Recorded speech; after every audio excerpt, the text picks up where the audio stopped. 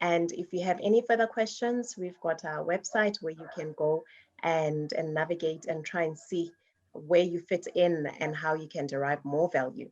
So from a time perspective, we are doing very poorly, and I'd like to really apologize. So we only have 15 minutes for our Q&A session, and we have 87 questions to go through. So I'm apologizing in advance for the fact that we're not going to be able to get through to the majority of these questions. The first question was whether they can have, it was from Saisi, is it possible to get a copy of the presentation of the full scoop? Yes, if you just Google it, the links are all over our YouTube, Instagram, and all our social media handles. The next one is from Policy. It says, I'm a site technologist based on site for various projects for a consulting firm. How do I go about completing my PR registration without doing design? I think you've already answered that, Lebo. That is a very crucial question, because a lot of people are understanding that it is about engineering projects. No, it is you solving engineering problems. So obviously, if you work on a site, there's going to be a lot of engineering problems that you will need to give solutions to. So definitely, I think outcome one needs to be understood that it is solving engineering problems. Yeah, it's just a problem, not the whole project. Yeah, right. Because then there's a lot of design optimization that happen even at construction level, which could then count towards the design. Yeah. Yeah. What sources or alternatives can one look into if you would like to register, but all superiors on site are also not professionally registered? Who can then sign off my logbook? So in that particular case, I think the first part is I'm going to advise you to go look at that class where we spoke about how to choose a referee. But definitely one of the key things that you can do is you can use one of your clients. If you do have a client who is registered, please go and use that person, because that person's got direct witnessing of how you apply yourself, solutions you give, are you responsible, are you, all of those things that are required. So that is really something that is like the last straw. But if you do not have registered people in your company, you can definitely use your clients. So let me also close it by saying, Refueler, you know, a referee is somebody who's got direct interactions with you. So it's somebody who can conclusively say, are you competent or are you not competent, you know? So I think, remember, the mentor and the supervisor are the first prize. But if you've got anybody else who's registered, who has seen you at a design review, presenting your solutions, justifying your options, you can use those people, even if they're not directly involved with you as an individual. Okay, that's quite clear to me. I hope it answers their question. The next one says, can a submission for PR Tech or PR Eng still be made if one of the supervisors overseeing work has either passed away or there is differences between the engineer and the supervisor will not approve the work or provide referrals? Okay. So what ECSA actually does for these special cases is they do allow candidates to submit an affidavit that's going to say, you know, this person who was training me in this has passed away. Obviously, the second scenario, so I've answered the first scenario where somebody passes away, you can use an affidavit for that. It's similar to somebody whom you cannot trace. They left your company, you need them to sign, you cannot find them. This is highly impossible given that there's Facebook and there's LinkedIn. But if you do happen to be in this case, you can use an affidavit. With that being said, obviously, if your whole report is supported by affidavits for everything, obviously it's going to be a problem. Now, when it comes to your second part where you say, what if there is conflict? You know, this type of conflict is real because also you will see in other companies, there are people who don't want other people to be registered, you know? So also when you choose a referee, you need to be very mindful of who you choose. If you know that Refueler doesn't like you, please do not use refueler, because refueler is going to blatantly say, no, label cannot be registered. So I'm going to encourage you to rather go and look at the first, start with everyone who is direct, even if it's just people who sit at a design review where you present your work. If all fails, go to indirect co-workers and colleagues. And then, like I said, you can go to the client. But definitely, if you have some problems with your direct supervisor or mentor, try as far as possible to not use that person, you know, because you know how it is, Mus. Sure. Let's understand, please, everyone who's still tuned in. Your referee is the first person who says you should be registered. Let me tell you the sad news. When your referee says no, there is nothing that ECSA is going to do. No assessor is going to read it. No.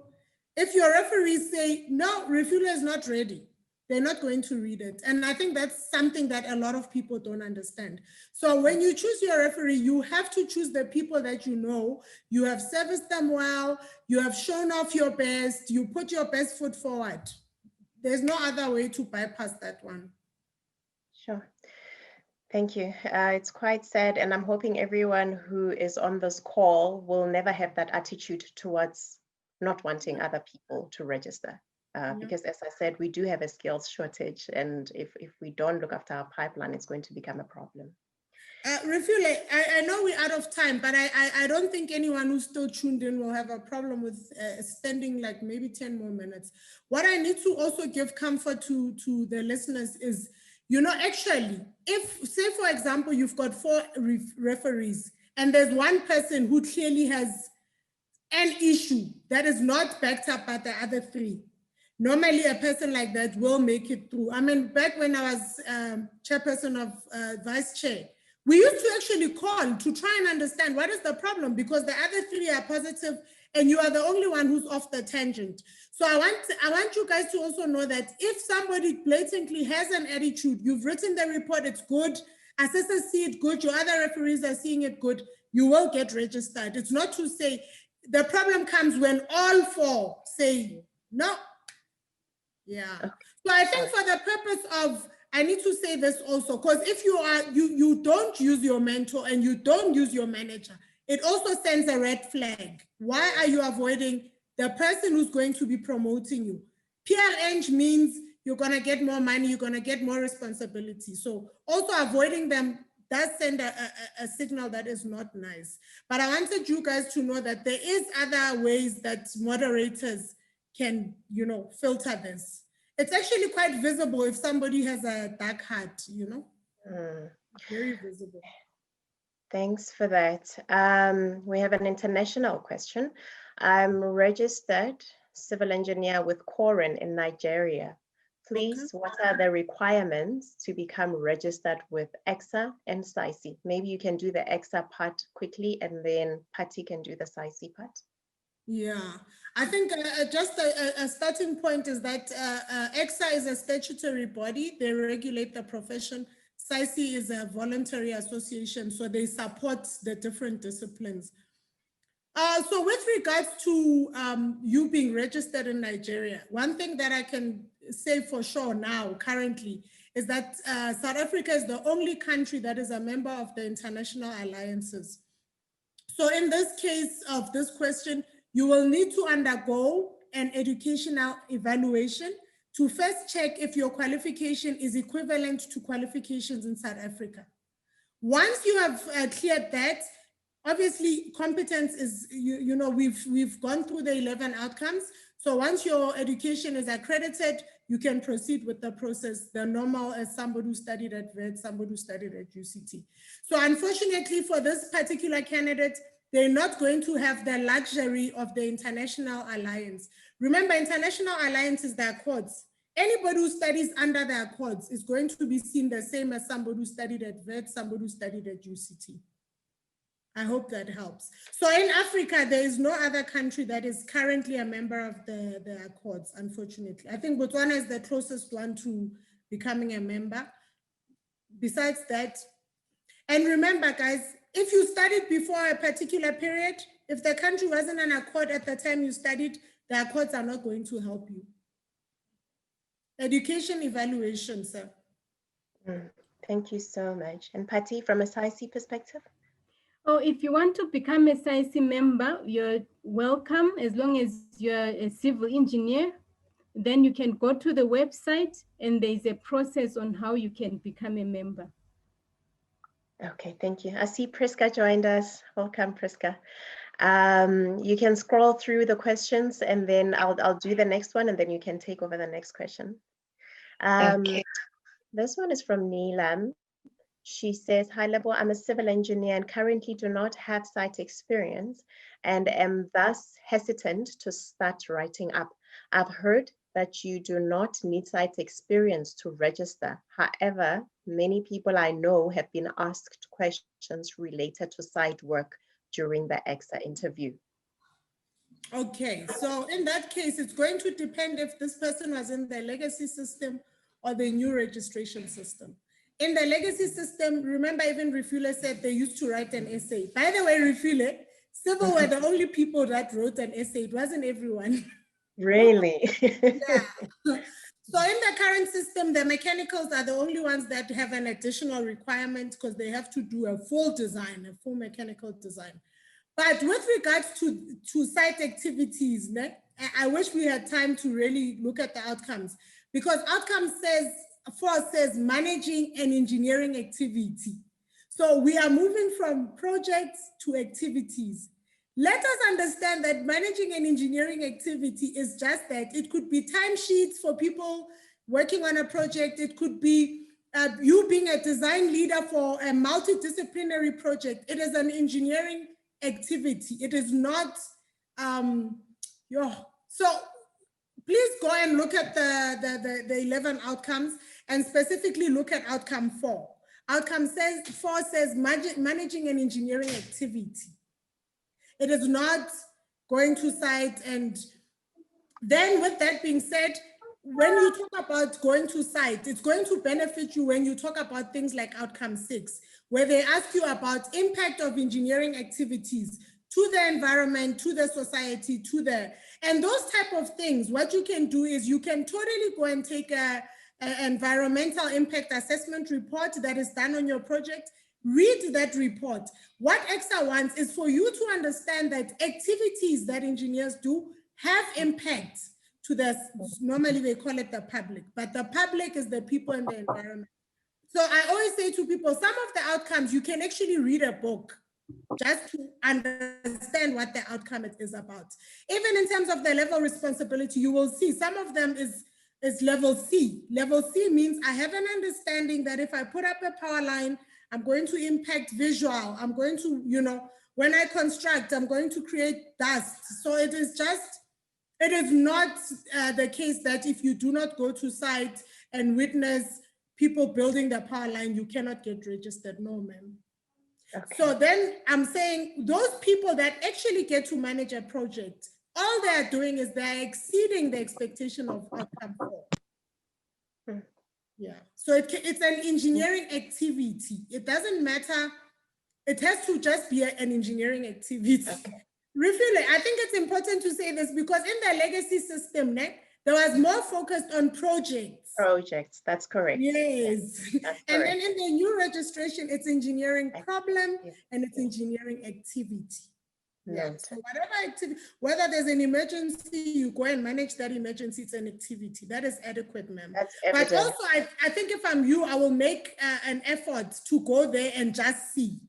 It's good to see you designed it on paper. What is it like when it is built? Okay, so in a lot of companies, it is actually the designer's responsibility to ensure that this thing is built according to spec. Remember earlier I said you need to be seconded. So please try and just go because it's going to give you a better understanding for your professional review. It's going to make you holistic. Thank you, Lebo. I'm going to ask that we confine the answers, and I know sometimes it's not possible to confine them to 30 seconds, just so that we can cover as many as we possibly can. Priska, go ahead. I'm taking questions off the registration. Okay.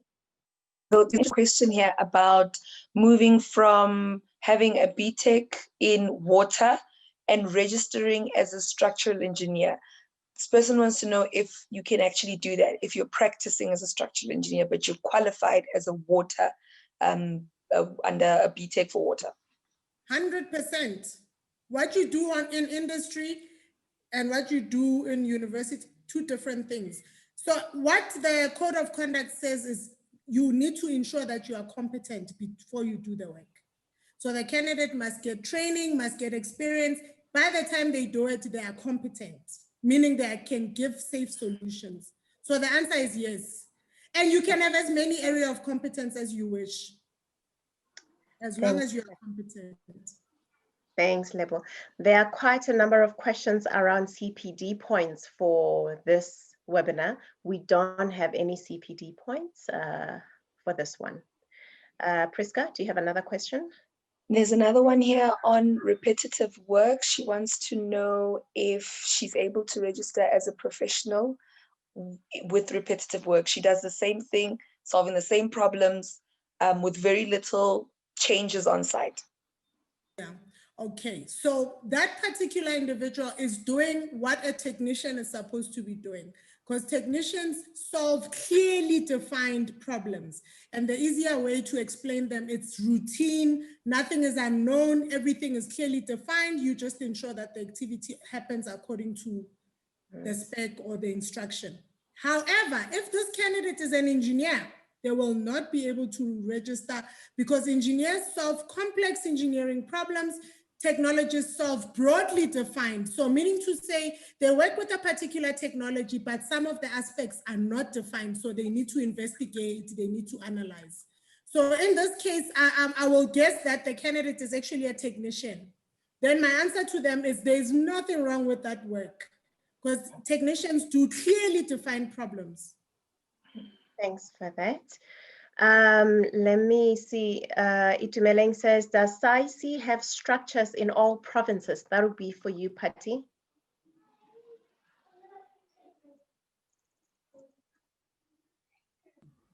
Okay, yes, Saisi has a presence in most provinces.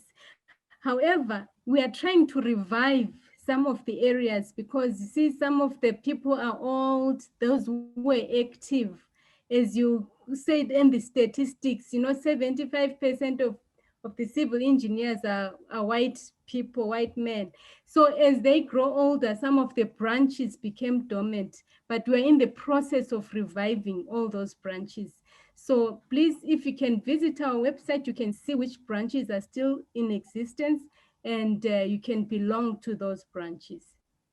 Thanks, Patty. Priska, question from your side?